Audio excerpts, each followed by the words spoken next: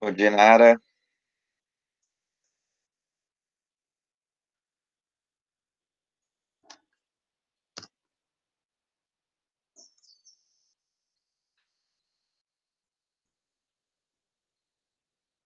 Bom dia. tudo bom?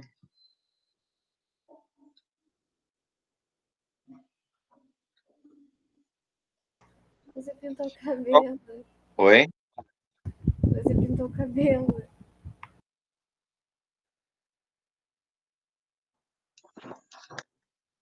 Desculpa, minha linda, não escutei ainda. Fala de novo. Não, eu falei, você pintou o cabelo. Tá me ouvindo? Pintei, cara. Descolorir. É a segunda vez, né, Nara? Já não é a primeira. Que você não pegou. No passado eu fiz. Tainá já conhece a história. Dilema. Mas o cabelo tinha quebrado, eu tive que sofrer uma operação, Eu acabei lembro que deu raspando o ruim. cabelo agora. Oi? Eu lembro que tinha dado ruim. Deu ruim. E aí o cabelo quebrou, e no final eu acabei tendo que raspar o treco todo. Aí eu tinha comprado todos os produtos para cuidar do meu cabelo, etc, né? Porque eu dava um trabalho. Falei, quer saber? Eu vou tentar de novo. Aproveito que eu tô em casa também, e aí fica mais fácil, senão não crio tanto impacto, né? Mas eu já tava afim de fazer desde o ano passado, dar aquela platinada no cabelo. E aí fiz de novo, pessoal. Mas agora ele tá mais Mas. forte? Oi? Agora ele tá mais forte do que antes? Na verdade, agora a gente fez um processo de selagem no cabelo antes, para poder. Para ele não ficar tão frágil, né? Na verdade, eu dei mole. Eu fiz o. Colori ele, e aí o cabelo ficou maneirão. Gostei e tal. E aí depois, quando passou, sei lá, um mês e meio, assim, mais ou menos, eu refiz o processo. Porque já estava aparecendo, assim, meio que um dedo já do cabelo da raiz, né? Cabelo preto. E aí eu não curti muito o contraste, não, sabe? Meu cabelo é muito escuro. E aí eu fui refazer o processo, entendeu? E aí quando eu fiz o processo, o cabelo começou a quebrar justamente na junção ali do que eu tinha feito antes com o que eu estava fazendo depois.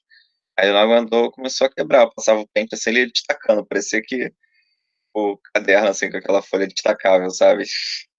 Deu muito nervoso. E, e aí logo depois eu também sofri um acidente, aí tive que operar, eu falei, quer saber, eu vou raspar logo. Aí no início do ano eu tirei, raspei antes da operação. Tenso, mas agora não, agora tá de boa.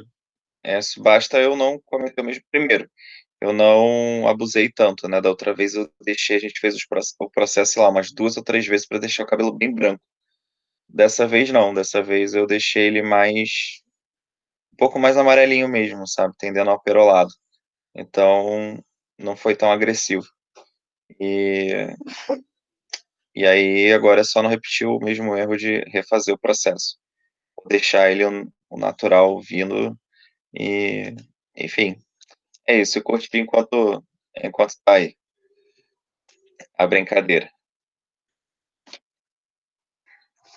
Beleza, Nária? Você não tá lá no meu Insta. Se você tivesse lá no meu Insta, você ia ver que eu já tinha feito e tal. Já tinha visto que eu também teria tirado, né, Tainá? A Tainá viu um pedaço disso tudo aí. E penso, Imagina, desesperador. porra, imagina tu passar o pente e o cabelo começar a quebrar. Doido. Só não sair assim, da raiz, né? Eu acho que ia ser mais inspirador se tivesse real caído. Mas Eu tem falo. um, tem um shampoos que dá pra você deixar ele mais platinadinho. Se você não quiser o branco. Pô, o O azul, matizador é o né? que eu tô passando. Ah, então, mas não fica tão Passando. amarelo. Então, pode crer. Você tá ligado nas coisas, né? Eu não tô. Mas eu tô usando sim. Só que meu cabelo desbota muito rápido, cara. Muito rápido. Então, eu tenho que ficar fazendo isso, tipo, diariamente. É chatinho. Mas vale a pena, legal. É brincadeira. Adoro brincar com o cabelo, cara. Faz ideia. que o povo gosta, assim, homem só faz brincadeira com o cabelo no carnaval, né? Eu faço ao longo do ano, não tenho coragem de fazer essas coisas. Aí no carnaval fica normal. No carnaval a gente muda. Exatamente isso. Muito bem. Pessoal, olha só. Deixa eu dar aqui bom dia para a Júlia que entrou depois. Sara, bom dia, tudo bem com você? Estou sentindo falta da Sara. Oi, bom dia, tudo bom? Bom dia, que vozinha de sono. Sempre, né? Muito bom. Olha só, tudo bem contigo, cara? Eu senti falta de você de novo na aula passada, hein? Tá tudo certo? Eu tava na aula passada, não tava? Tava? Tava, que você até É. falou que eu não tava em outra aula. Eu falei, Ah, tá. Ah, tá. Então eu tô confundindo. Eu tô estendendo aí a sua ausência. Desculpa. Pessoal, olha só. Hoje, no nosso cronograma, a gente teria sistema reprodutor humano, né? E a gente já tá meio que se encaminhando aí para o final da fisiologia e início da embriologia. Porém, a gente está com um pouco de atraso em Bio 2. E a nossa primeira aula de sistema reprodutor, ela é para o início do mês de setembro. Ou seja, como ainda não estamos em setembro, em tese, né? Praticamente. Então, eu vou aproveitar essa aula de hoje para poder tentar equiparar a Bio 2 com a Bio 1, porque a gente está com um certo atraso na Bio 2. Por que a gente está com certo atraso em Bio 2? Porque o conteúdo de zoologia é imenso. Vocês já devem ter reparado isso. Então, para a gente tentar recuperar esse tempo aí em Bio 2, ficar certinho para fazer as revisões nas duas igualmente, então faremos excepcionalmente hoje a continuidade da Biologia 2 da semana passada.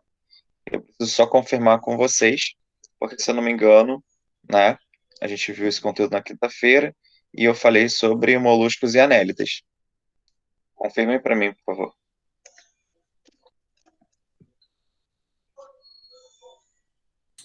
Foi sim. Beleza. Então, de acordo com isso, a gente vai passar agora para artrópodes e equinodermatas. E aí a gente finaliza de uma vez por todas os invertebrados. Beleza? Eu estou apresentando a tela.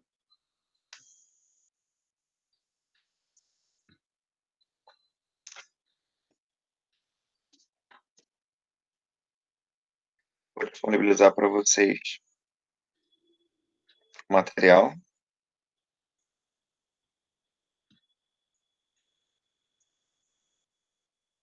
Então, peraí só um minutinho.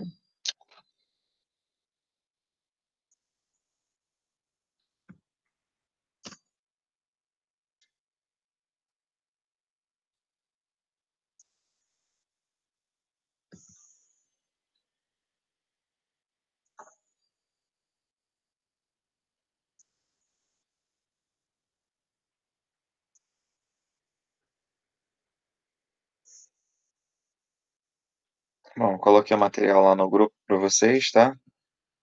Vamos nessa. Só fazendo uma recapitulação básica, a gente já viu porífero, quinidário, plateumintos, nemateumintos, moluscos, anelídeos, e agora então a gente vai chegar no nível dos artrópodes. Beleza? Depois falta equinodermatas e assim a gente consegue entrar em vertebrados. Que a ideia é que eu comece a trabalhar eles. Ou a gente comece hoje, porque equinodermatas é muito rápido, ou a gente comece na quinta-feira, tá? Bom, existem aqui todas as apomorfias do grupo, né? Que compõem o reino animal. E o artrópode, ele tem uma característica evolutiva, né? Ele tem uma uma novidade evolutiva aqui, que é o exoesqueleto quitinoso, né? Que é uma estrutura externa rígida que vai promover, então, a sustentação, a proteção do corpo do animal como um todo e das partes moles. Mas como característica geral desses grupos, a gente tem o seguinte. A gente tem um ser que é triblástico, ou seja, tem os 3 folhetos embrionários, endoderme, ectoderme e mesoderme. Tem um celoma do tipo esquizoceloma, tá? Se você não lembra o que é isso, depois eu volto a falar. Ele é protostomado, ou seja, o primeiro orifício que compõe o corpo do animal gera a boca, né? O ânus vem depois. A simetria bilateral, lembra da questão da cefalização. Tem apêndices articulados. Tem que ter apêndice articulado, né? Porque ele tem exoesqueleto, então o apêndice articulado vai promover, vai permitir aí a movimentação do animal. Se ele não tivesse isso, ele não ia conseguir se locomover. Ele é dividido em metâmeros, né? Que a gente chama de tagmas, é tipo cabeça, cefalotórax e abdômen. Então, cada um deles é um tagma, a gente chama de um metâmero. Tem um exoesqueleto que é formado por quitina, tem que lembrar que a quitina é um carboidrato, é um polissacarídeo, que também está presente, por exemplo, na parede celular dos fungos, né? E realizam mudoequidise, que são as trocas da carapaça, né? A troca desse exoesqueleto. Ele não vive com o mesmo exoesqueleto. Por que ele não vive com o mesmo exoesqueleto? Porque o animal cresce, né, galera? Então o corpo mole está crescendo, eu preciso que a carapaça também seja maior. E aí, para eu ter uma carapaça maior, eu tenho que desintegrar a anterior, ou seja, retirar a anterior que está velha e construir uma nova por cima. A gente vai falar um pouco mais sobre isso ao longo da aula, tá? Mas saibam que apresentar um exoesqueleto de quitina, né, e a muda, ou a equidise, são as características exclusivas do grupo. Então, isso que está aí em amarelo é o que é exclusivo. O que está em branco é compartilhado com outros grupos de animais. Como que eu vou saber quais são os outros grupos de animais que são compartilhados cada característica? Através da análise comparativa, aquele mapa mental que eu sugeri para vocês. Bom, aqui a gente tem os metâmeros, ou tagmas, que variam dentro dos artrópodes, né? Existem várias espécies de artrópodes, inclusive várias classes. Então, cada classe vai ser diferenciada de uma forma diferente. Então, a gente tem aqui a fase larval, né, de um inseto, aonde a gente vê que a primeira porção desenvolve a cabeça, a segunda porção o tórax, a terceira porção o abdômen. Então, isso é um exemplo. Aqui no caso da equidise, mostrando, né, como é que se dá a muda. Então, o animal, ele retira todos os sais minerais que estão presentes na carapaça, e aí pega esses sais minerais e coloca todo no corpinho dele, e é inclusive por isso que o animal, que muitas vezes é palatável, ele deixa de ser palatável por conta do excesso de sais que ele está retirando ali da carapaça dele, tá? Para conseguir levar isso para o próximo exoesqueleto que ele estiver formando. Então, já caiu uma vez em prova de vestibular, se eu não me engano, foi no Enem, perguntando sobre caranguejo. E os caranguejos dessa espécie são palatáveis durante o período do ano, mas em outro período do ano eles não são palatáveis, eles ficam esbranquecidos e, tipo, com uma carga de cálcio e magnésio muito grande. Causa diarreia nas pessoas, passa mal, enfim. E aí, perguntava por que o caranguejo ele não era próprio para o consumo nesse período, onde ele ficava mais branco. E a resposta era você dizer que ele ele ficava mais branco justamente por retirar cálcio e magnésio da carapaça, tá? Então ele acabou de fazer quidise e está com um corpo rico nessas estruturas que acabam sendo consumidas em maior quantidade e gera esse processo de, de gastroenterite, né? Então, a resposta era baseada, né, no processo de muda que o artrópode faz, né, no caso o crustáceo. Ok? Então, é mais ou menos você imaginar, tipo, a gente não faz isso, né, porque o esqueleto está dentro. Então, cresce o esqueleto para juntamente crescer o corpo. Aqui não. Você tem uma carapaça por fora, o animal cresce, chega um ponto que aquilo ali está por fora, impede o crescimento. Então ele chupa os sais minerais, ele chupa o cálcio e o magnésio dali, e aí aquela estrutura fica mole, é como se você pegasse o teu osso e o tecido, né, o corpo mole, sugasse o cálcio, magnésio, enfim, todos os sais que estão presentes ali naquele osso, deixasse ele mole. Como o osso está para fora, você rompe aquela pele de osso que ficou, tá? Para poder formar um novo. Essa é a ideia, tá? Ah, tem uma historinha que também já caiu, porque aqui a gente tem o exemplo da cigarra, né? Falando que a cigarra explode antes, quando ela canta muito, né? Isso geralmente acontece antes de dias bonitos, etc., porque tem um metabolismo.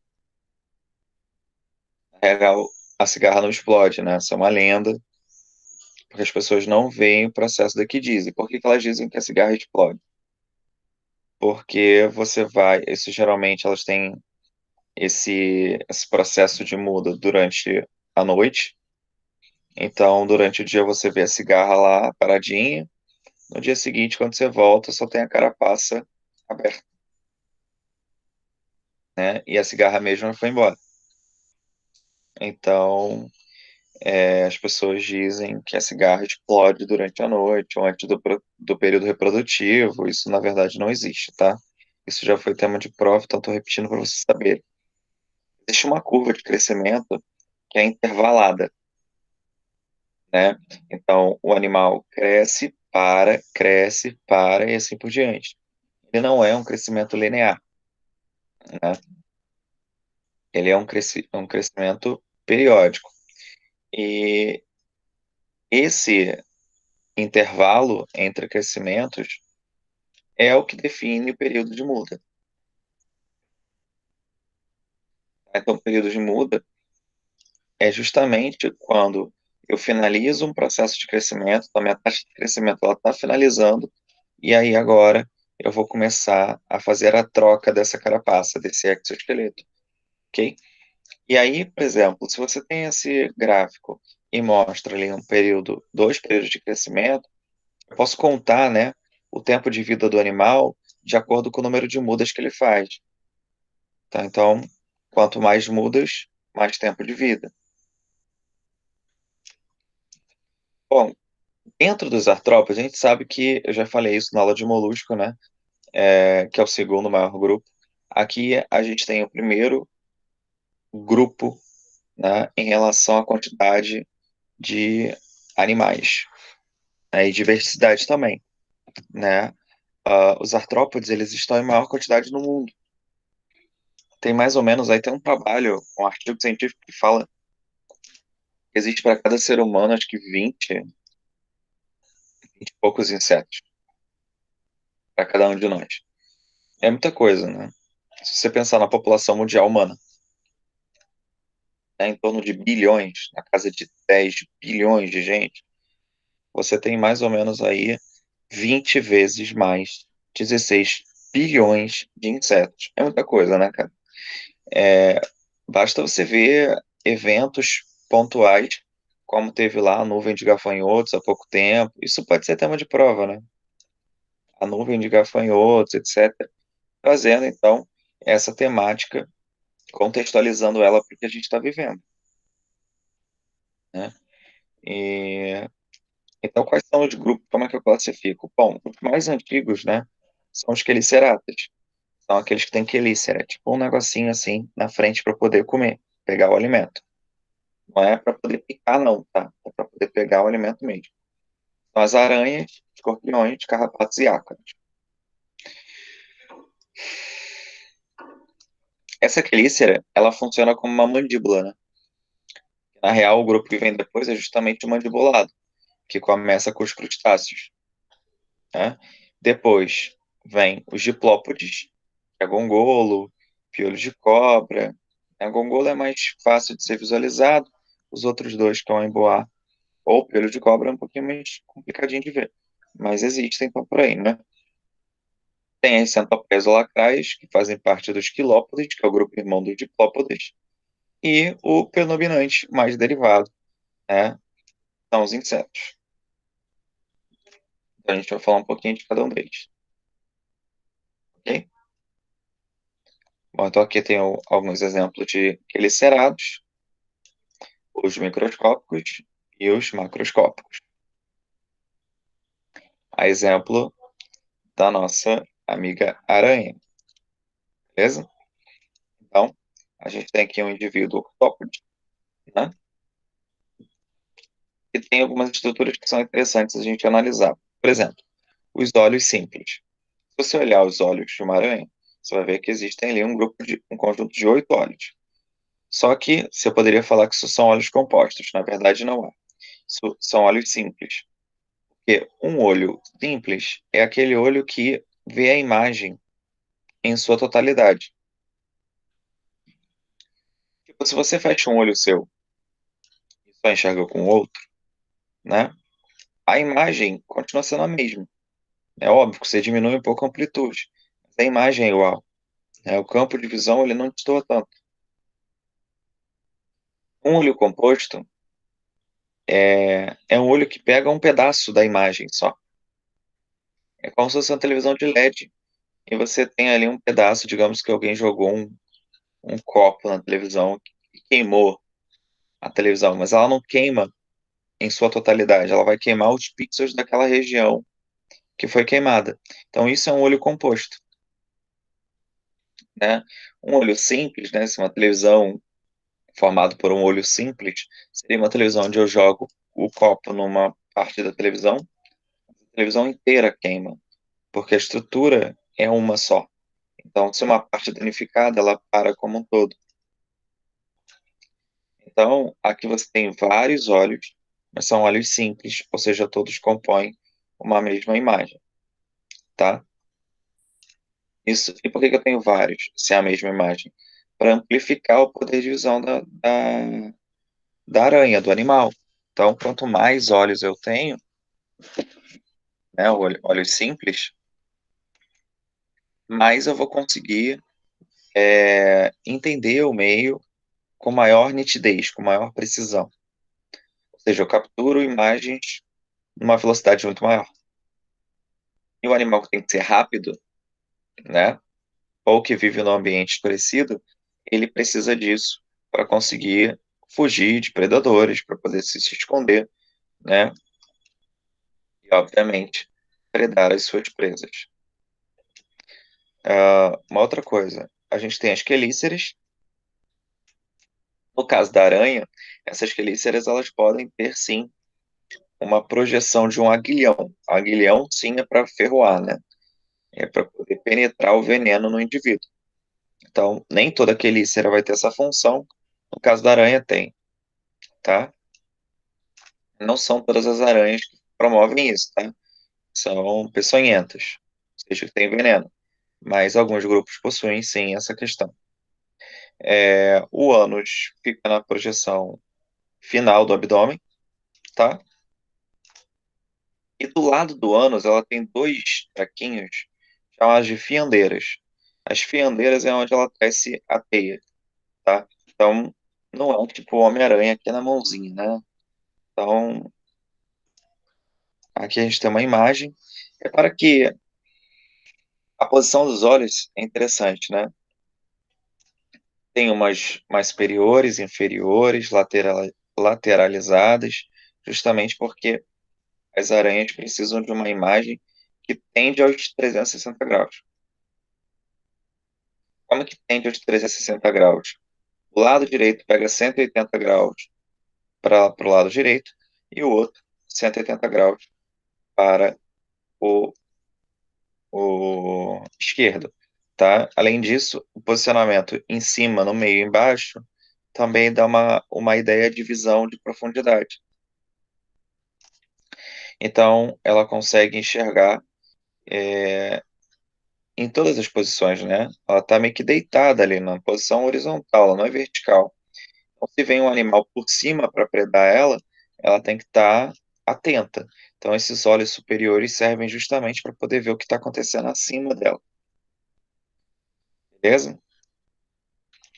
Muito bem. As cerdas, que vocês estão vendo aí, elas ajudam também a evitar a predação contra elas.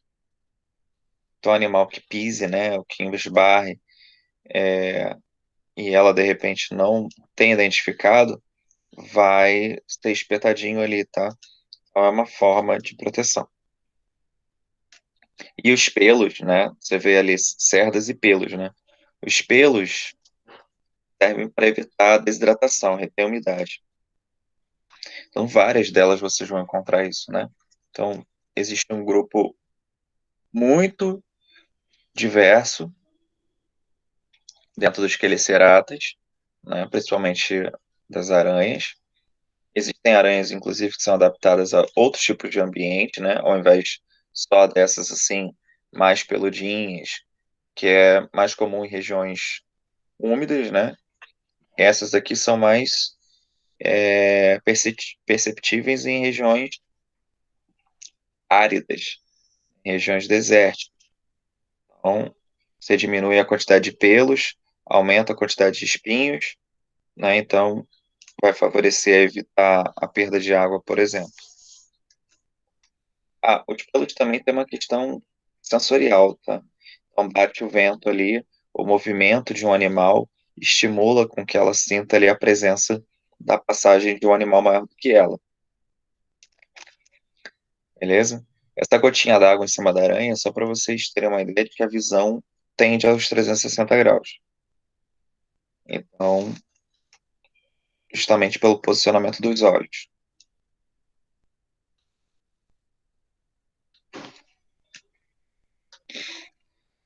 Bom, aqui a gente tem um outro Licerato, que é o escorpião.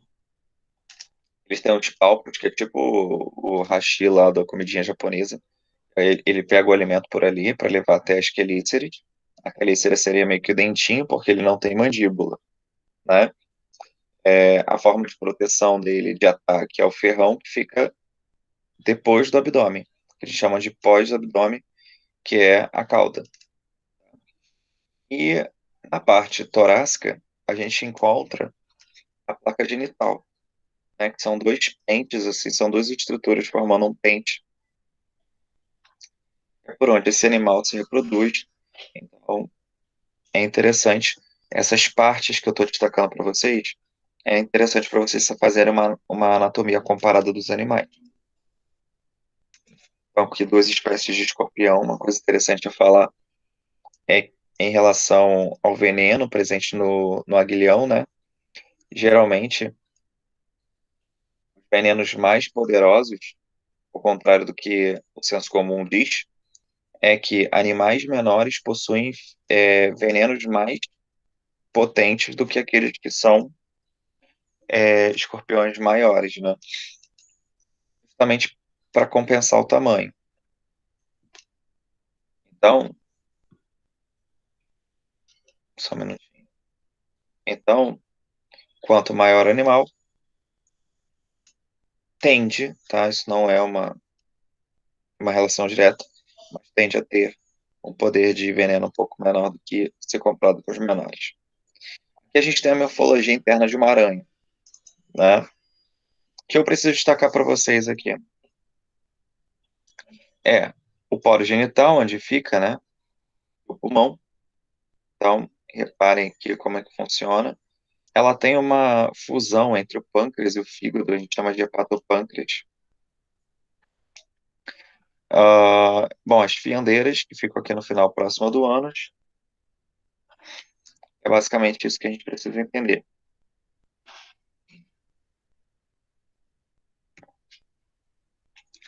A respiração, como é que se dá? Então, eu já destaquei onde fica o pulmão, né? O pulmão ele é foliáceo, que a gente chama de filotraqueal ou pulmão foliáceo, né? Então, ele fica nessa região aqui de baixo. E por que ele tem essa estrutura parecendo uma folha retorcida? É para aumentar a superfície de contato com o meio, né? Inclusive, o pulmão fica no abdômen, fica, que é pesadinho, né? Então ele fica rebaixado se comparado com o restante do corpo. E aí, quando a aranha anda, aquela partezinha fica rebaixada, batendo contato direto com o vento, justamente para poder fazer as trocas e conseguir fazer, então, a sua hematose ali nessas trocas, levando a oxigenação para o resto do corpo. A circulação desse animal é aberta. O sangue não é hemoglobina, é uma outra chamada de hemocianina, né? Uma proteína que vai fazer o transporte dos gases.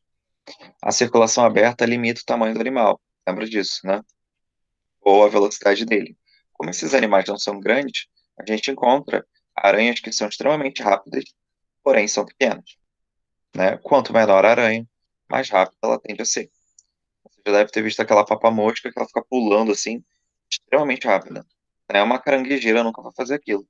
Mas ela também consegue ser bem rápida, porque ela estoca energia para determinados momentos. Então, momento de fuga, de estresse, de ataque, ela vai conseguir ser rápida também, né? Dentro da proporção lá.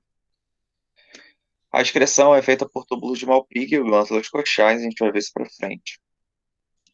E os sentidos são olhos simples, eu já mostrei, presença de aguilhão ou ferrão, e os pelos táteis, que também já foram mostrados. A reprodução dos aracnídeos, né, araneídeos, é a fecundação interna. Beleza? Então, existe um órgão copulador que é introduzido na fêmea e o desenvolvimento é direto. Significa que os filhotes são iguais aos indivíduos adultos, só que na versão mini. Não tem fase larval, isso que eu quero dizer. Bom, fechado isso, a gente vai para os crustáceos. Então, a gente tem aqui, a exemplo, uma barata d'água, que é esse negócio grandão aqui que o cara está segurando. A gente tem as lagostas, tem o zooplâncton, tem caranguejo, camarão, tem as cracas. Então, aqui é a anatomia externa de um camarão. Aqui a gente já tem o olho composto, ou seja, cada pedacinho desse olho vai pegar uma parte da imagem, ok? O corpo dele é basicamente dividido em cefalotórax, ou seja, a cabeça é grudada no tórax, não existe uma diferença, e o abdômen, tá? Existe a terminação aqui, que é o telson, que é tipo o final da cauda, para equilibrar, né, o animal durante o nado dele. Já internamente, a gente vê aqui o sistema digestório completo de boca a ânus, tá? Um coração aqui na parte superior, os vasos sanguíneos. A gente também encontra o poro genital aqui na parte do meio do animal, tá? A gente vê aqui essa glândula verde em cima, que é responsável pela parte de excreção do animal, tá? E essa parte escura, e ó, na verdade, escura não, perdão. Essa parte rosadazinha aqui, que é o intestino, a parte escura é o sistema nervoso do animal. A respiração deles, né? São animais aquáticos, né, galera? Então a respiração é branquial. Já a circulação é aberta, por isso que a maior parte desses animais também é menor. Exceto ali a barata d'água e, o... e a lagosta. Tá? Existe também o camarão de água doce, que é bem grande, inclusive chega a ser maior do que o da água salgada. A excreção é feita pelaquela glândula verde, que eu mostrei, né? Então, os excretas estão lá, também chamados de glândulas antenais. E aí eu queria destacar um outro mito que costuma acontecer. As pessoas falam que camarão tem cocô na cabeça. Isso não existe, tá? O ânus dele é lá no final. Então eu vou até voltar aqui a anatomia dele. O ânus é aqui no final. Então, se o ânus é aqui no final, como é que o cocô está na cabeça? Não existe isso. Na verdade, o que você tem é a glândula verde antenal que fica na cabeça, que é onde ele tem os excretos. Então, na real, seria o xixi, não o cocô, tá? Falar, dá no mesmo. Não, não dá, ok? Então, o que deixa o sabor da cabeça mais forte são os excretas oriundos da glândula verde e não do intestino, que se você pegar um camarão, inclusive, e olhar contra a luz, você vê a parte mais escurinha do intestino dele ao longo do corpo. Então não tem nada a ver. Isso já é uma prova, né, explícita. Bom, em relação à fisiologia dos crustáceos, né, é uma projeção aí de, de uma lagosta. Aqui a gente vai encontrar óleos compostos. Então cada parte do olho pega um pedaço, né, da imagem. E ainda tem dois pares de antenas. Esses animais eles são bentônicos, ou seja, eles vivem no fundo do mar. Então as antenas eles servem meio como uma bengala, né, para poder ver onde que eles estão se deslocando. Além disso, eles têm os sentidos muito apurados através de uma estrutura, né, chamada de estatócitos. Estatócitos é tipo uma bolsinha que fica dentro da cabeça desse animal. Dentro desses estatócitos existem os estatólitos. São tipo pedrinhas, bolinhas que ficam ali dentro e funcionam meio que como um GPS. Tipo, se o animal vira para um lado, essas bolinhas elas vão se inclinando para poder dar uma orientação de norte, sul, leste, oeste para o animal, tá? Então, dependendo da posição dos estatólitos, eles conseguem se orientar dentro desses cardeais, né? Qual é a posição que eles têm que ir. Até porque, né, eles vão usar esses estatólitos para poder se deslocar dos manguezais, que é onde eles vão colocar os seus filhotes, né? Então, os depósitos de ovos são feitos nos manguezais. Depois, eles voltam para o ambiente de mar aberto para poder se desenvolver, conseguir nutrientes, crescer e se reproduzir, tá? Então eles ficam fazendo esse movimento de mar aberto para zona costeira, tá? São ali os estuários ou manguezais. Esses animais são dioicos, o que significa que tem macho e fêmea, né? A fecundação é externa, ou seja, não existe penetração. E o desenvolvimento é indireto, porque tem larvas, né? Então a gente está vendo ali, inclusive na imagem, as fases larvais dos crustáceos. Bom, alguns crustáceos carregam os filhotes no próprio corpo. Então, você tem aqui caranguejos carregando, né? Esses são fêmeas. E essas partes aqui que você está vendo embaixo da parte abdominal, né? São os ovos, né? Tem esses aqui que são os ovos mais molenguinhos, né? Mucosos. E você vê eles grudadinhos, como se fosse um catarrinho. E tem outros que são mais engessados com terra, né? Então, esses são mais de manguezal, por exemplo. E elas ficam extremamente agressivas, né? Porque o caranguejo ele tem esse hábito ou de fugir, muitas vezes ele foge, mas se ele tiver carregando filhote, né? Se forem fêmeas, elas costumam ser agressivas e atacar. Bom, por fim, a gente chega à classe insecta, que são os insetos. E o que define o inseto, galera, é a capacidade de voo. Você pode dizer, ah, não, mas formiga não voa. Todo inseto teve, em algum momento da vida, a capacidade de voo. A questão é que alguns perdem, aí outros permanecem. E esse voo ele é sempre formado por dois pares de asas. Nem sempre você vai ver, mas eles existem ou já existiram. Como é que é a morfologia de um inseto tipo gafanhoto? A gente tem aqui a cabeça, o tórax e o abdômen. Então a gente tem uma segmentação maior do que a gente viu nos grupos anteriores. Além disso, tem os dois pares de asas. No caso do gafanhoto, ele usa os dois pares de asa para voo, né? Se eu tiver só um par de asas para voo, meu voo não vai ser tão elaborado, tão específico. Agora, se eu tiver os dois pares de asas adaptados ao voo, significa que o meu voo vai ser mais elaborado.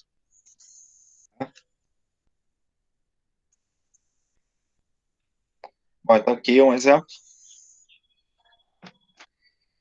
Aqui a gente tem vários tipos de adaptação de voo, tá? Então você tem pares de asas que são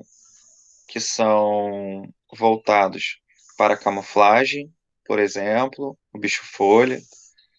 Você tem a joaninha, que tem uma adaptação de voo muito diferente, porque o primeiro par de asas dela não é para voar, é para proteger o segundo par de asas. Beleza? Então ela tem o voo complementar às pernas, né, no caso, que servem também para andar. Tem outros que, por exemplo, praticamente não andam. Você não vê uma libélula andando, mas em compensação o voo dela é extremamente especializado, porque os dois pares de asas são específicos para voo. Então ela tem um voo absurdamente delicado, no sentido de fazer movimentos específicos. Você vê numa piscina aí, geralmente está na piscina, parece uma libélula, né? E o voo da libélula é quase que perfeito, né? O helicóptero perfeito ali. Justamente por conta da exatidão, da precisão desses dois pares de asas, né? Então a Joaninha não tem muito isso, né? Meio que o Fusca do negócio, né? Ela veio mais picotando, até porque é um animal extremamente pesado para ser carregado por um par de asas só. Em outro par de asas extremamente pesado também. Mas ela consegue fazer com eficiência o voo. Uma mosca também tem um voo mais elaborado, assim como a libélula, não tanto, porque a dinâmica é outra, mas ela tem um voo bem elaborado, tá? A barata não é. A barata é um dos animais mais rígidos que tem, né? Considerado aí um dos animais mais fortes, resistentes, que dentro dos artrópodes, né? Quiçá dos animais como um todo. E o segundo par de asas serve mais para dar dinâmica ao primeiro. Então ela usa os dois, mas o primeiro é que vai de fato determinar o voo. Ah, bom, no caso ainda da barata, é muito comum você ver baratas que não voam, né? Mas é porque vai depender do estágio de vida desse animal, tá? Ou da espécie. Existem espécies que carregam as asas e utilizam as asas como principal fonte de transporte. Outras não, tá? Elas são adaptadas a, ao deslocamento terrestre mesmo, tá? Utilizando as suas pernas. Então, é comum que você não veja baratas voando, mas é uma capacidade do inseto ter as asas e voar.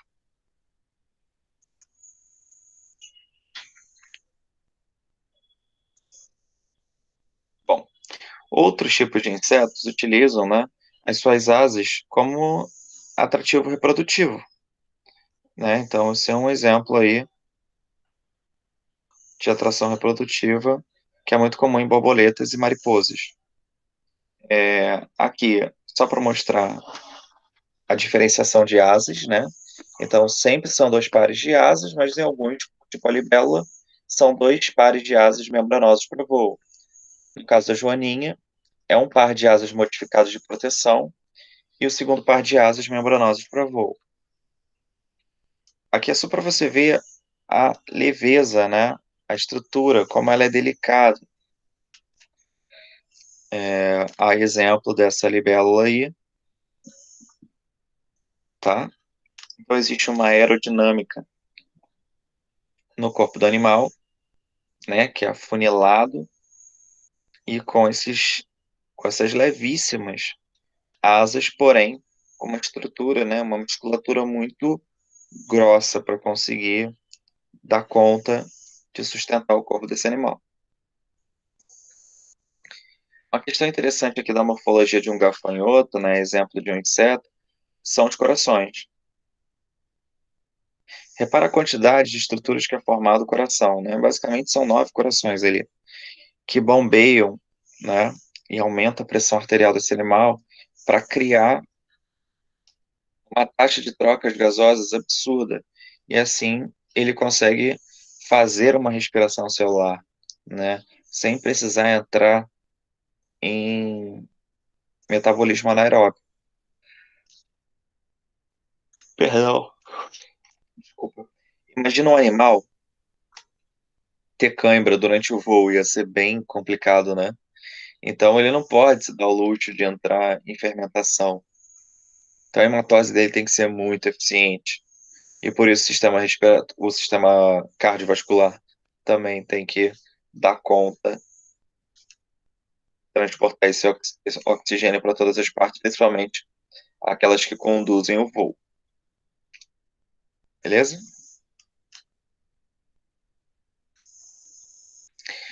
Bom, como é que se diferenciam os insetos? Geralmente pelo aparelho bucal. Então você tem animais que são mastigadores, tem o aparelho bucal voltado para mastigação. A formiga é um exemplo, né?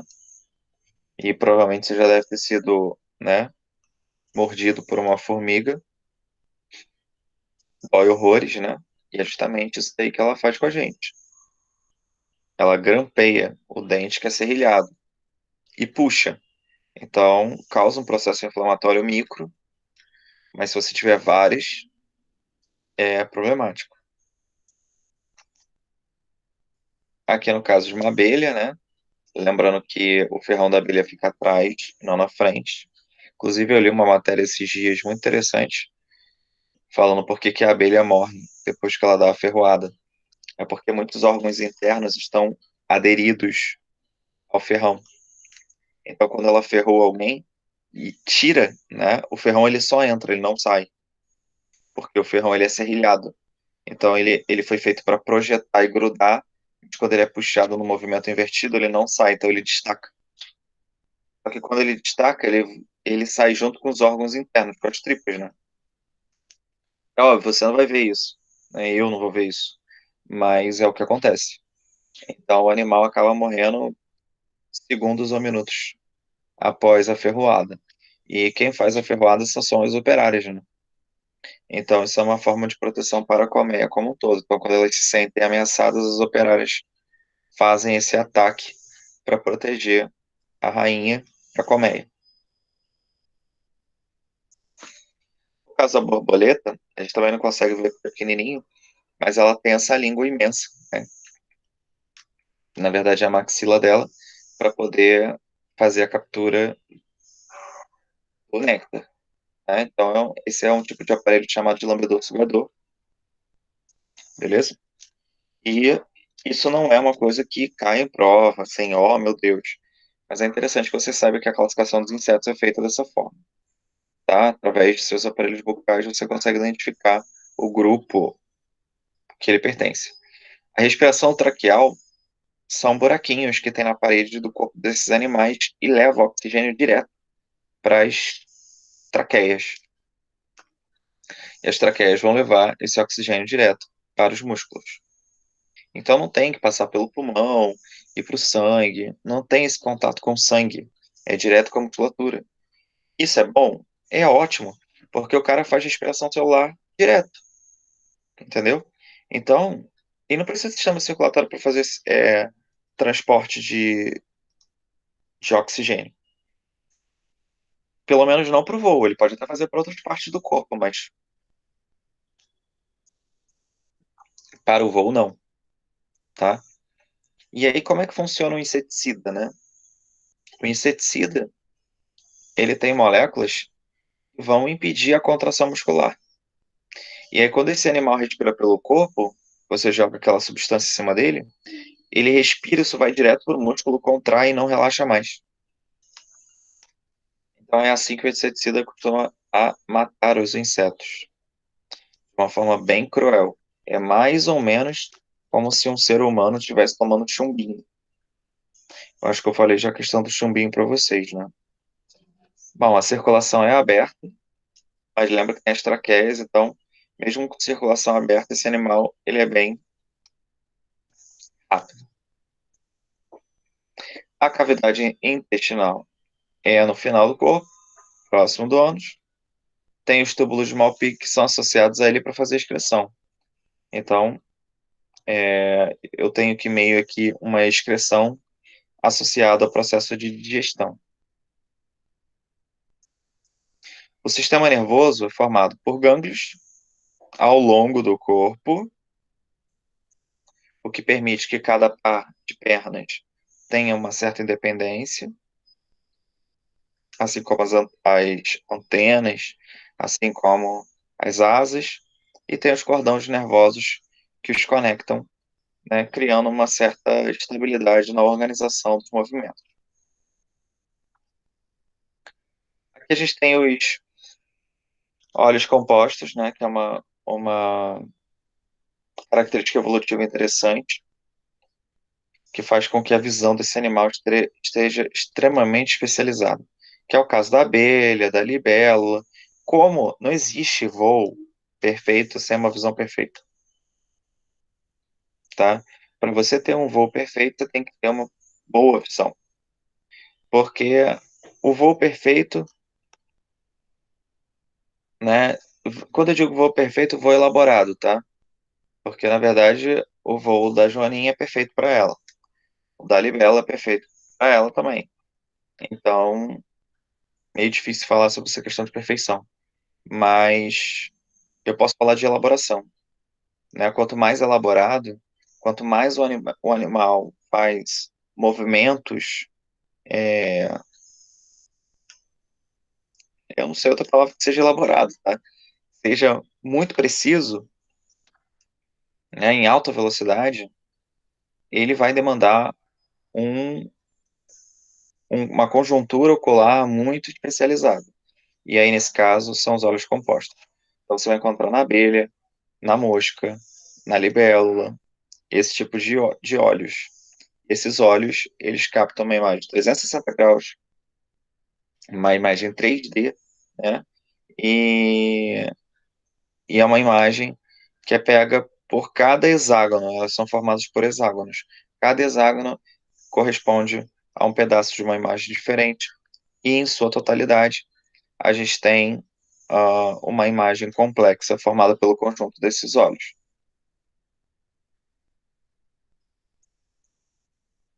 Então, existem os óleos compostos que são coloridos, né? Tipo esses daí. Existem esses daqui que formam uma imagem monocromal. E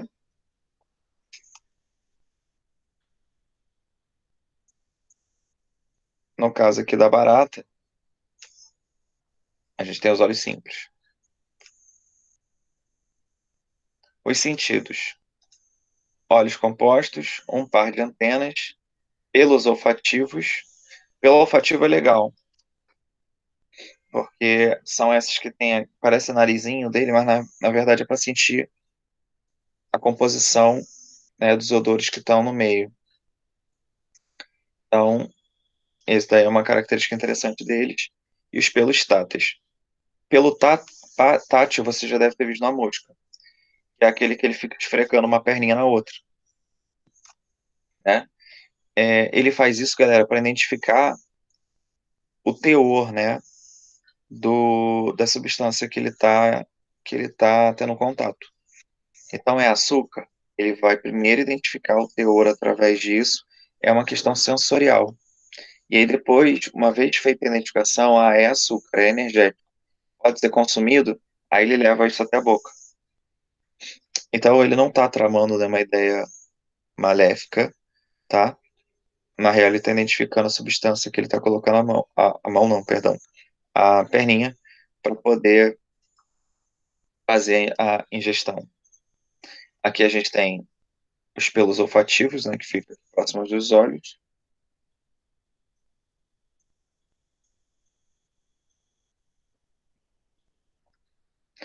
A reprodução desses insetos é interna, tá? Então existe órgão copulador. Existem alguns, inclusive, que faz a cópula durante o voo. É o caso, por exemplo, dos mosquitos. É provável que você já deve ter visto na vida um mosquito grudado em outro. Estavam se reproduzindo. Existem aqui técnicas, né? Por exemplo, no caso do louva-a-Deus ali, a questão do canibalismo, né? A fêmea depois corta a cabeça do macho e introduz os ovos dentro do corpo dele para que os filhotes se desenvolvam consumindo o corpo do pai, né? Porque a fêmea ela não tem condições de dar energia para esses filhotes. Então, ela larga eles dentro come a cabeça do pai, né? Arranca, introduz os ovos ali dentro e mete o pé.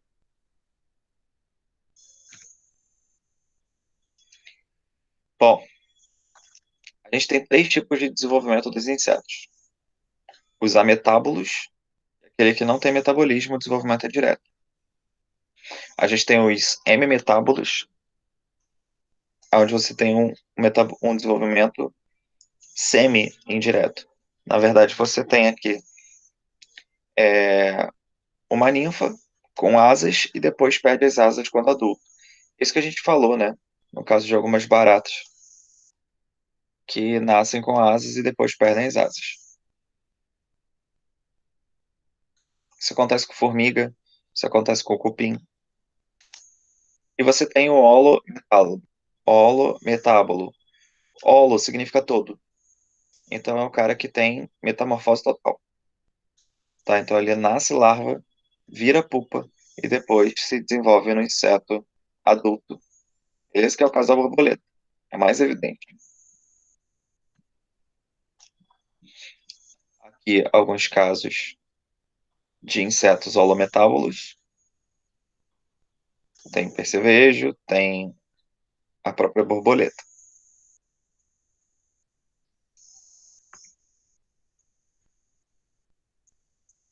Aqui a gente tem os quilópodes.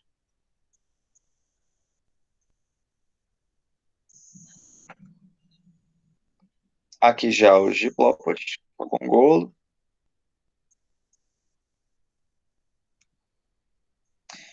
Aqui a diferença entre os dois, né? Muita gente confunde. Mas repare que você tem ali a mandíbula, né? Antenas, a cabeça e ocelos. Lembrando que o ocelo a gente viu lá em Plateuminto. Lembra o que é o ocelo? É aquilo que verifica a luminosidade, está claro ou não. Ele não enxerga a imagem. É diferente do quilópode. O quilópode tem olhos compostos, pega a imagem sim, tá? Inclusive, o quilópode é formado de cabeça e tronco. No caso dos diplópodes, você tem ali um tórax que divide o abdômen da cabeça, tá? A respiração dos quilópodes e diplópodes. A respiração é traqueal, então lembra, por exemplo, ó, os insetos, e a excreção é através de túbulos de Malpighi também. A circulação também é aberta. O sistema nervoso também é formado por gânglios cerebrais e cordão nervoso. E os sentidos têm um par de antenas, olhos compostos em quilópodes e ocelos em diplópodes. Beleza? E assim a gente finaliza o grupo dos artrópodes. Dúvidas?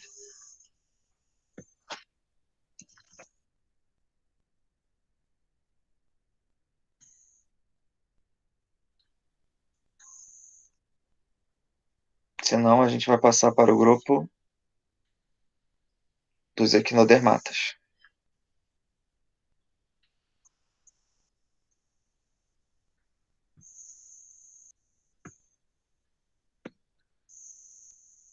Teve alguém que falou que eu tava indo rápido demais na última aula.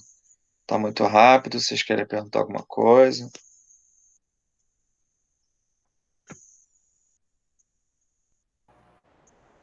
Não, foi tranquilo. Não falou tão rápido mesmo, não. Beleza.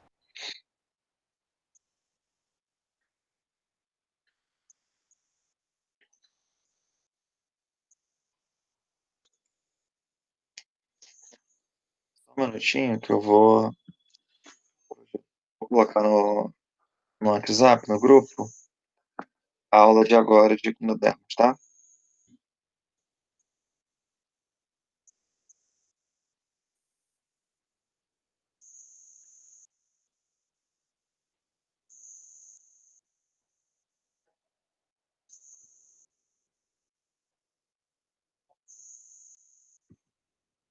Aí.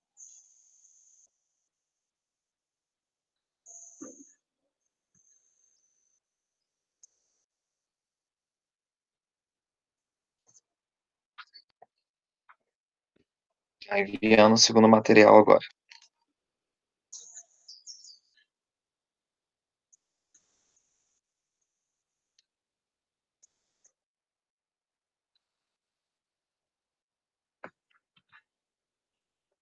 Bom, então agora a gente vai passar para o grupo Equinodermata. Beleza. Depois, na próxima aula, a gente entra em cordados. Bom, para entender equinodermos e cordados, a gente tem que diferenciar esquizoceloma de enteroceloma. Para fazer essa diferenciação, a gente tem que entender, né, o desenvolvimento inicial, perdão, embrionário, dos protostomados e deuterostomados. Lembra que protostomado é aquele que gera a boca primeiro e o deuterostomado que forma o ânus primeiro, né? Então vamos lá. Equinodermo e cordado tem uma coisa em comum. São deuterostomados. Então ambos formam ânus, ok? A partir do blastóporo. Vai ver essa questão do blastóporo. Além disso, eles têm um celoma que é do tipo enteroceloma, que é formado a partir de uma estrutura chamada de arquêntero. Mas como é que isso acontece? Vamos lá. Quando o zigoto é formado, espermatozoide fecunda o óvulo, vira o zigoto, né? O zigoto ele é subdividido em vários pedacinhos, até formar essa estrutura que parece uma amora, chamada de mórula. Tá? A mórula, ela é densa, ou seja, ela é formada por fora e por dentro. Quando ela se desenvolve, o que está dentro vai para fora, e ela vira uma bola oca, que a gente chama de blástula. A blástula, ela é empurrada para dentro em um pedaço, como se eu pegasse o dedo aqui e enfiasse para dentro. E ela forma essa volta interna e forma um orifício, que a gente chama de blastóporo. É esse blastóporo, galera, que vai formar a boca ou o ânus. Nesse caso, a gente está falando do protostomado. Então, vai gerar a boca. Repara que ao lado do blastóporo se desenvolve a mesoderme, né? A mesoderme cresce e aí o orifício fica pequenininho e fica um buraco aqui dentro, chamado de arquêntero. Essa é que é a cavidade que vai formar, por exemplo, ou esôfago, né? Ou intestino, no caso do deuterostomado. Aí, o celoma, ele é formado dentro, lá, da mesoderme, ok? No final, o que a gente vai ter? A boca, de um lado, o ânus do outro, né? O mesoderme vermelho, o celoma dentro, tá? E essa é a constituição de um embrião de um protostomado. Que se você olhar embaixo, é igual a de um deuterostomado. Só que aqui eu formei o ânus, lá em cima eu formei a boca. Tá? Então é invertido. E outra, Volta uma imagem, aqui uma, né, uma figurinha, e você vai ver que o esquizoceloma, né, a mesoderme, junto com o seu celoma, fica do lado. Fica do lado do blastóporo, né? Enquanto o enteroceloma, ele fica do lado oposto. Então, o celoma e a mesoderme ficam do lado oposto ao blastóporo. Então, ter um esquizoceloma é ter o celoma próximo ao blastóporo. Ter um enteroceloma, né, é ter a mesoderme junto com o seu celoma do lado oposto ao blastóporo. Beleza? Porque eles vão surgir, se você olhar aqui o surgimento lá no blastóporo, você vai ver que a mesoderme ela surge numa projeção final do arquêntero no deuterostomado, enquanto aqui no protostomado, a mesoderme ela surge numa projeção próxima do blastóporo. Deu para entender isso, galera? Vocês vão entender. No nosso caso, deuterostomado, né? Melhor na aula de embriologia lá na Bio 1, quando a gente acabar a fisiologia humana. Tranquilo?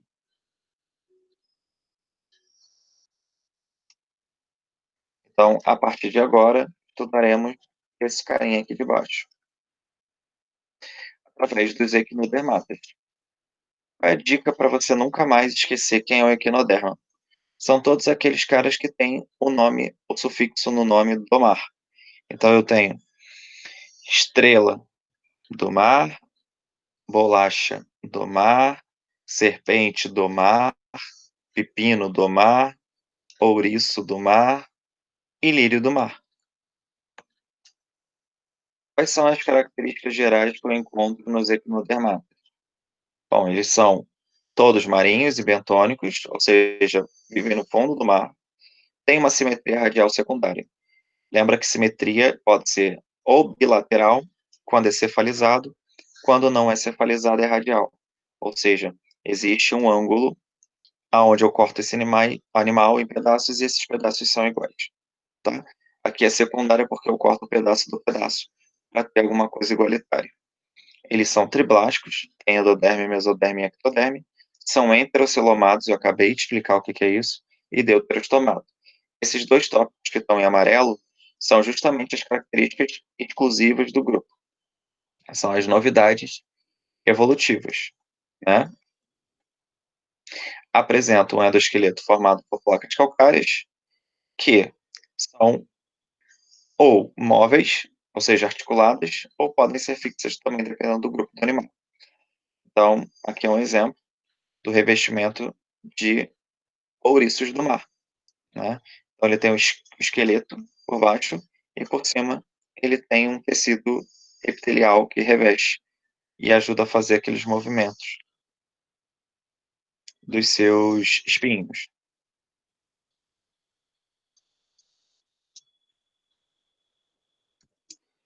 Bom, além dos espinhos, a gente tem um sistema chamado sistema ambulacrário, ou ambulacral, ou hidrovascular, enfim.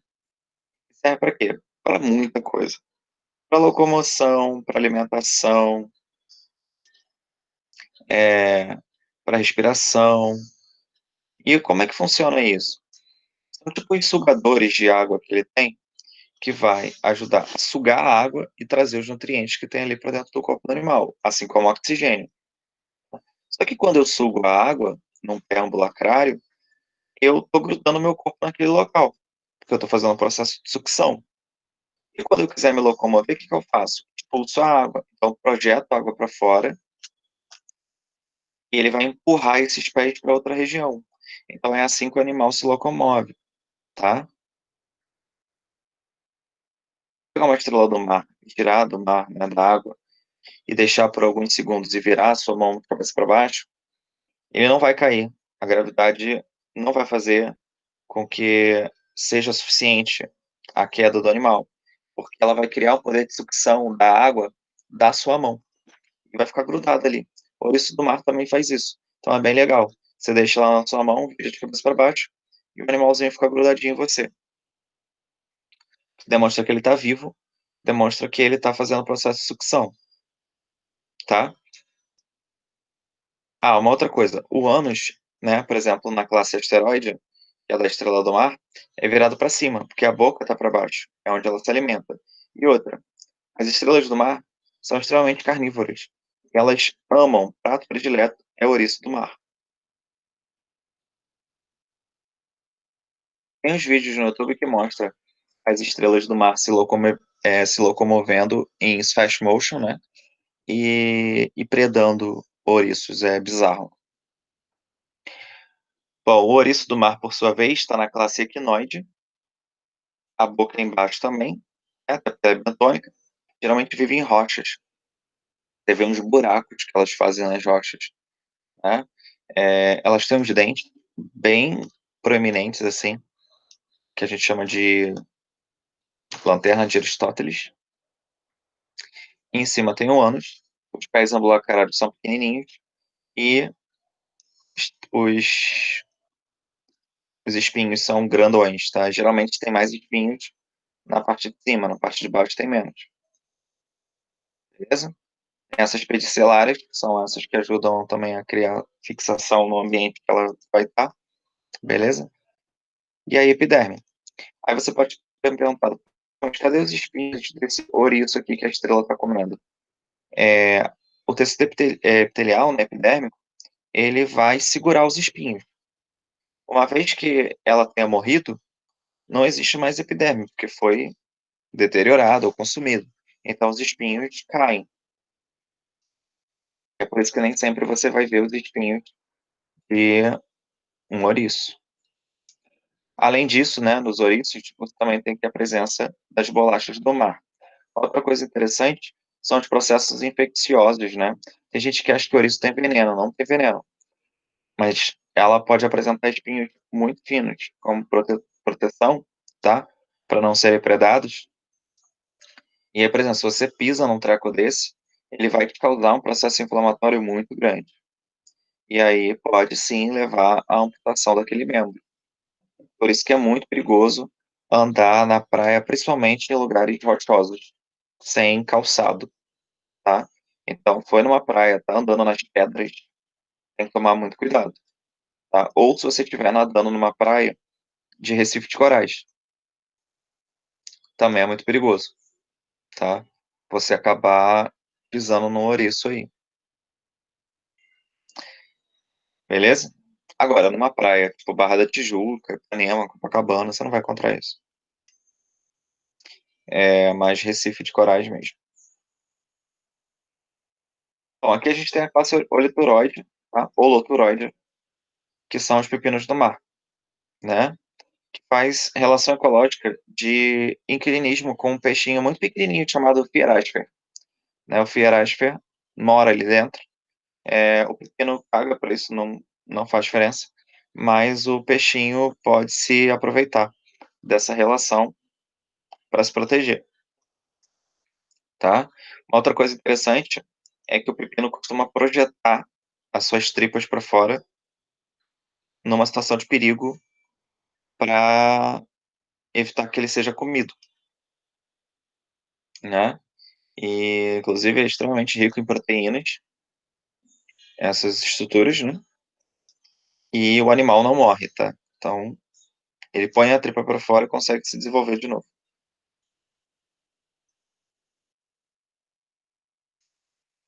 Como você pode ver aí um pepino do mar meio que fazendo cocô, né? Mas na verdade não tá. Ele tá colocando as tripas para fora com medo de você, da situação. A classe Ophiuroide são as serpentes do mar. A crinoide são os lírios do mar. O lírio do mar é mais difícil você ver, tá? Geralmente também em regiões de Recife, que não tenha muita degradação ambiental. Então, é mais complicadinho, né? A gente vê o lírio do mar numa ideia assim de filme, naquele filme Avatar. Só que no caso do Avatar, o lírio do mar, ele não é do mar, né? Ele aparece meio que flutuando, assim. É uma ideia de enfim, um outro tipo de analogia, mas de pureza, né? E eu posso fazer uma correlação porque ela é um biodificador. Ela aparece em ambientes, né, aonde você tem uma qualidade da água muito boa, que é a crinoide. A ofiuroide são as serpentes, que muita gente confunde com estrela, mas não é estrela. Então, vamos às suas características. A nutrição e digestão dos equinodermatas. Sistema digestório completo, tirando em serpentes do mar, que é incompleto. Aqui do lado, a gente tem a lanterna de Aristóteles, que é aquela boca formada por dentinhos dos ouriços que eu falei, mas fica tranquilo, isso não tira dente, não arranca a mão de ninguém não, tá? Você pode sentir uma cosca, colocar a mão ali, você vai sentir uma cosquinha. Óbvio que você não vai enfiar o dedo dentro daquilo ali, porque realmente é pontiagudo, mas ele não rasga, ele não projeta para isso. É mais para poder fazer um movimento de sucção. No caso dos lírios do mar, eles são filtradores. No caso dos ouriços, eles são herbívoros. Estrelas do mar e serpentes são carnívoros. E pepinos do mar costumam ser detritívoros. A respiração é através do sistema ambulacrário, através de difusão. Não existe um sistema reprodutor ou respiratório específico, tá? A não ser, no caso de estrelas e ouriços, onde você pode até encontrar ali brânquias. E no caso dos pepinos, uma árvore respiratória, que eu cheguei a mostrar aqui, né? A árvore respiratória, ela é uma estrutura interna aqui, onde ele consegue pegar o oxigênio. A circulação, não tem sistema circulatório típico, né? Então, na verdade, eles vão fazer as trocas de gases e nutrientes através de difusão. Beleza? Mas como? Bom, através do sistema ambulacrário e do líquido celômico. Ou seja, através do celoma ou difusão do sistema ambulacrário. A excreção também não tem nenhum órgão especializado, ou seja, também através do sistema ambulacrário por difusão, tá? E pode ser também através das brânquias ou da árvore respiratória, porque a gente sabe que também libera gases como excretas, né? O sistema nervoso não tem glândulas, tem um anel nervoso próximo da boca e que parte para o restante do corpo deles. O sentido pode ser células táteis na superfície do corpo ou até os celos, no caso da extremidade dos braços das estrelas do mar. Então, elas conseguem identificar se está claro ou se está escuro. Aqui é a reprodução, né? A gente sabe, né, que as estrelas do mar, por exemplo, conseguem fazer ali um processo regenerativo. Então, se tu corta um braço, ele vai regenerar. No entanto, a gente tem animais que são dioicos, ou seja, macho e fêmea. A fecundação é externa, não tem órgão copulador e o desenvolvimento é indireto, com diferentes tipos de larvas. Ok? A simetria é bilateral nas larvas e radial nos adultos. Então, a larva a gente chama de plúteo, tá? Você também tem outro tipo de larva que pode ser braquiolária, são dois tipos de larva que você encontra nos equinodermatas.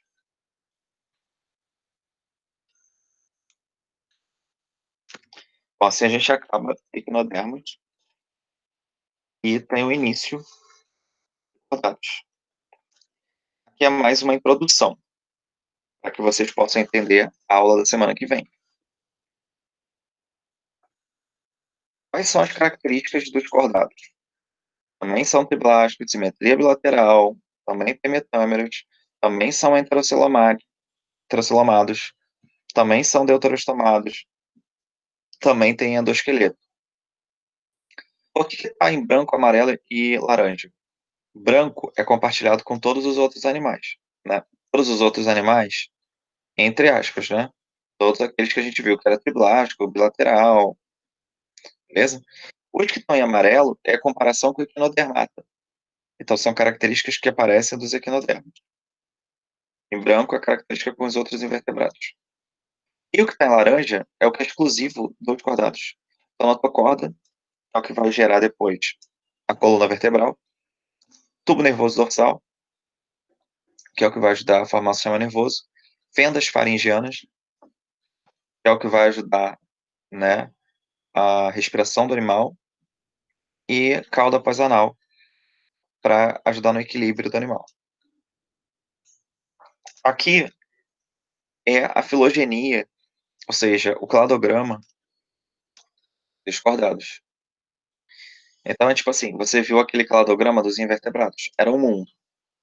Agora, a gente está entrando no outro mundo, que é o mundo dos cordados. Beleza? Então, o ancestral é o equinodermo, e a gente tem urocordados e cefalocordados, que a gente vai chamar de protocordados, são os primitivos, tá? E aí, eles vêm até esses aqui, né? Até as lampreias. Depois a gente tem Chondrichthyos e Osteichthyos, que é um grupo que a gente chama de peixes. Tem o anfíbio, o réptil, a ave e o mamífero. Então são esses os grupos que a gente vai estudar agora. Então vou separar isso em protocordados, que são os mais primitivos, e os que têm crânio, serão chamados de craniados.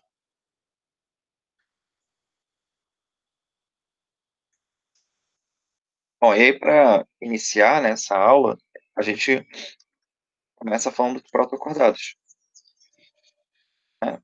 Que é formado pelos urocordados e urecauda. Então, é o cara que só tem notocorda na cauda, né?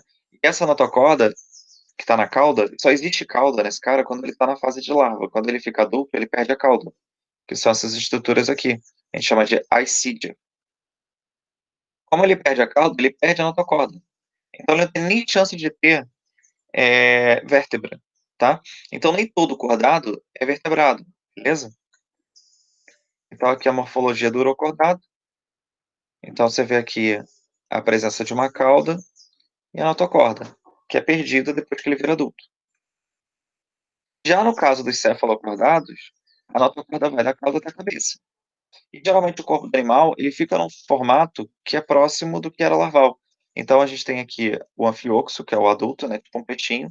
Ele não tem mandíbula, dá para ver que ele tem os cirros aqui, e faz a filtração da água, e ele fica preso na areia, né, ele está no substrato. A gente vê isso no Procurando Nemo ou Dory, eu não lembro qual dos dois, mas aparece esse carinha lá, o anfioxo, tá? Aqui é para a gente ter uma ideia da estrutura do corpo do animal. Ele permanece com a notocorda, isso é interessante. Ele também não tem coluna vertebral, mas ele permanece com a estrutura da notocorda para a vida toda. Então ele acaba sendo um pouco mais derivado, ou seja, um pouco mais, entre aspas, evoluído do que o urocordado. Se eu for comparar a fisiologia entre os dois, a nutrição e a digestão dos dois através de filtração. O tubo digestório é completo e a digestão é extracelular. A respiração dos dois é branquial, através das fendas faringianas, que é uma característica exclusiva do grupo. A circulação é aberta em uro e fechada em céfalo, tornando ele um pouco mais especializado. A excreção em uro é por difusão, em céfalo é através de nefrídeos, que são aquelas estruturas que são primitivas aos néfrons que a gente tem. O sistema nervoso do uro é um tubo nervoso dorsal e ganglionar em adultos, né? Encéfalo é só o tubo nervoso dorsal. A reprodução pode ser assexuada e sexuada com larvas em uro, encéfalo somente sexuado. Então, a gente já começa a ver a diferenciação das características na evolução desses cordados. Beleza? Isso é o início. Então, a partir da próxima aula, de quinta-feira, a gente vai fazer o quê? A gente vai voltar para cá, né? Eu já falei da introdução de ouro e céfalo, e eu vou começar a falar, então, daqueles que têm crânios, né? Dos mais primitivos, que a gente chama de menos derivados, para aqueles mais complexos, que a gente chama de mais derivado. Lembrando que o termo evoluído não é legal, né? Por que não é legal? Porque a gente sabe que não necessariamente o animal mais complexo é o mais evoluído, porque o mais evoluído é aquele que está aqui no planeta há mais tempo. Então ele sobreviveu a mais coisas. Isso é ser evoluído, e não estar no topo da cadeia alimentar, como a gente. Beleza? Então, não é uma afirmativa correta para se fazer no âmbito da evolução e nem da taxonomia. Ficou alguma dúvida? Ô, Rômulo, só uma coisa. Diga. No primeiro slide está dizendo que os artrópodes são proteostomados. Aí você falou que a comparação era entre eles era ser deuterostomados. Perdão. O primeiro slide dessa aula aqui. É o do... Calma aí. Não, porque quem é deuterostomado é equinodermo e cordado. Ah, tá. Então eu me confundi aqui. Valeu. Beleza. Alguma outra dúvida? Enara, Ju, Milena, dúvidas? Não, tá tudo bem. Beleza. Tainá, Não, tudo bem. beleza. Show de bola. Bom, esse grupo é um grupo bem importante, tá, pessoal? O grupo que a gente viu, os grupos que a gente viu hoje, né? São muito importantes. Artrópodes, porque é o principal grupo, né, dos invertebrados. Principal. Pela quantidade de indivíduos, né? Pelas características, pelo contexto que eu falei lá no início da aula, né? Da nuvem de insetos que estava tendo. Então, pode relacionar isso com o meio ambiente. Tá? Então, acho que é um ponto interessante. Os equinodermos, porque são os ancestrais recordados. Então, ninguém leva em consideração isso. Tá? Muita gente não sabe, inclusive. Então, é importante falar dos equinodermatos. Recordado, então, nem se fala, né? Esse, na verdade, todo mundo tem que saber tudo. Então, a gente já falou um pedacinho da história evolutiva inicial deles. E na quinta-feira a gente vai adentrar de fato os caras. Então, a evolução desses caras. E aí, eu não fiz na fisiologia humana uma comparação do coração. Você já deve ter visto isso em algum momento, né? No colégio, de repente. Comparação do coração do tubarão, do sapo, da ave com o homem. Eu não fiz isso. Tá? Eu falei só do sistema circulatório humano, para vocês terem assim, o máximo de compreensão sobre isso. Agora, na Bio 2, eu vou fazer a recapitulação através da comparação deles. Então, na aula que vem, eu vou falar do coração de peixes, anfíbios, répteis e aves e comparar com o dos mamíferos. Inclusive, falar da diferença que existe dentro dos próprios mamíferos quanto à sua circulação. Beleza? Então, quinta-feira a gente volta para essa temática, agora aprofundando o último grupo, que é o grupo dos vertebrados. Beleza, pessoal? Depois a gente ainda tem plantas para trabalhar, embriologia para trabalhar. Então, ainda temos aí uma jornada para cumprir, mas estamos nos aproximando da reta final. Ok? Fica um beijo grande para vocês e a gente se encontra na quinta. Falou? Valeu, galera. Tchau. Tchau, tchau. Todo